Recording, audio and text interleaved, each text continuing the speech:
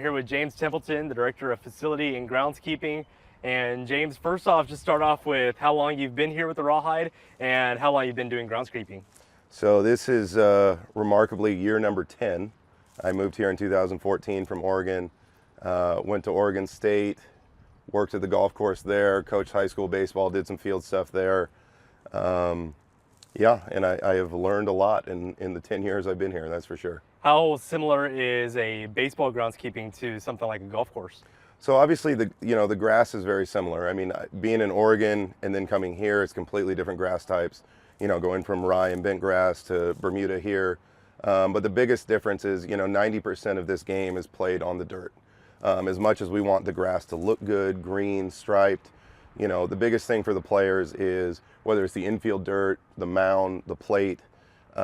We spend a ton of time on that, the transitions of, grass to dirt edge. The number one goal for us is to just make sure it is safe, it is playable, the guys like playing on the surface. After that is the aesthetics of how it looks. So the dirt is a lot more of an issue that we deal with on a daily basis compared to golf, where it's mainly just grass. So you talked about that daily operation. Can you walk us through kind of what your schedule looks like on a game day? Yeah, so game day I usually get here about 9 a.m. I'll start by mowing the whole field, get the tarps off the mound, the plate, let everything kind of dry out a little bit. My crew will start coming in. We'll have to tamp out mound, plate, bullpens. Once I'm done mowing, I'll drag the warning track, drag the infield, depending on the time of the year. Obviously once we get into July and August and it's hot, I'll spend a good 3 or 4 hours watering the infield dirt. We're always looking for, a cleat in, cleat out. You don't want it too hard, but you don't want it too soft where it's blowing out when guys are trying to run or plant their feet. So once we by about 2 o'clock, we have to have everything set up for BP, for early work. Maybe they're doing PFPs, maybe they're doing infield ground balls. I'll get a schedule from the manager that morning. We'll get everything set up, and from about 2 o'clock to 5:30, teams are on the field doing their early stuff. Then at 5:30, we'll rip everything off, chalk it, water it, get a game ready. You talked about the work that you do along with your staff. I mean, how many guys does it take to make this happen?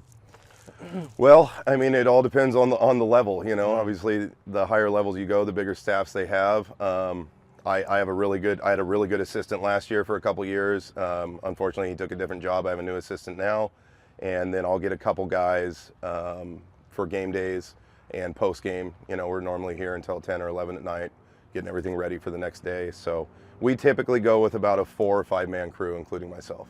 Wow, I mean, it just shows how many people it takes to make this happen. I mean, baseball is a 2.5 to 3 hour game sometime. After those games, are you talking with the players, or are they coming up to you and saying how the field was? Yeah, so I definitely rely on feedback from players and from coaches. I try to sit there and watch every single bounce, every foot landing on the mound, every slide of a guy going in, and see where we have issues. But I do rely on players, let me know, hey, it was a little too hard today, it was a little too soft. And after the games, we will rip everything off, repack the mound, repack the plate, do the infield. We typically are here for about an hour and 20 after games. Well, obviously you're doing a really good job. You're the 2023 Cal League Groundskeeper of the Year. I mean, how does that make you feel? What are your thoughts about it? When you go through a season, obviously you don't think about that kind of stuff, but I think it's awesome, and I think it's awesome for the crew. I have a great crew of guys. We're returning almost the same guys that we had last year. I think it's great for the ownership. Our ownership's been awesome with giving me the tools, the equipment, the budget that I need to make this work. And I look at it more as an award for everybody that has something to do with the field rather than just a personal award, because there are so many people, whether it's different fertilizer reps or people I deal with that I bring out to the field and use as consultants. There's so many different people that had an impact of us having a really nice surface last year. So I mean, there's so many different aspects that maybe the average fan wouldn't even recognize, maybe even an average player wouldn't recognize. Right. But as a college kid or maybe a high schooler that wants to do this, what steps can they take to become a groundskeeper? Yeah, I mean, I think the biggest thing is just paying attention to every little detail. Every detail matters, and watching how the field plays is extremely important. But there's fields all over the country, whether it's high school or college, that then you're not going to have a nice field without a lot of work, and it takes time, and you learn different things. I learn a lot from different people, whether it's other groundskeepers in the Diamondbacks organization that I chat with a lot, or other people in the Cal League. You're always trying to learn what other guys are doing, what works. And there's times where we try things and it doesn't work. There's other times we try things and it works really well. So, you know, similar to players, some days we try everything and it works great. And we went 4 for 4. And the next day we have a plan, we do the same stuff, and it didn't work out real well, and we have to make some adjustments. So, you know, day to day it can change. My goal is to have it be as consistent as possible throughout the whole year for the guys. All right, James, so we're here on the field. Can you kind of show us what you're looking for on a daily basis? Yeah, so like I was talking about, the infield dirt is one of the most important things, one of the things I spend my most time on. And what we're looking for, I haven't watered it since early this morning. We will put some more water on it. But what you're looking for in the dirt in this mix is a knife in and straight out. So when you put it down, it should go straight in. It should come out without bringing chunks back up.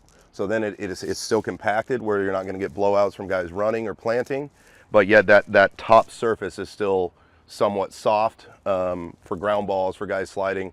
So as long as I can come through, put a knife in everywhere, pull that thing out, don't see many chunks, we're pretty good to go. And I'll just keep adding water throughout the day to make sure that we maintain that same moisture level at that top inch of the dirt.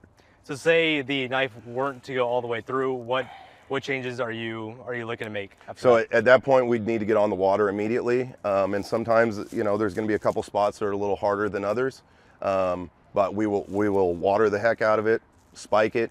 Usually after games, I'll leave damn near standing water on this to where, you know, in the morning we can get in here, full knife in, full knife out, and then just maintain that throughout the day, through their workouts, through batting practice, through infield.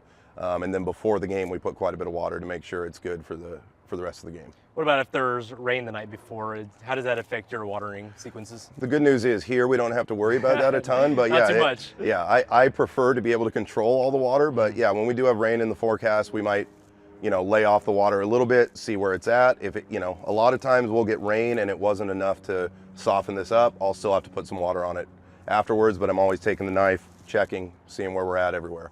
Is there anything else that you would like the fans to know about your process to get ready for a game? You know, it takes a lot of guys, and our day starts early. The guys are out here early.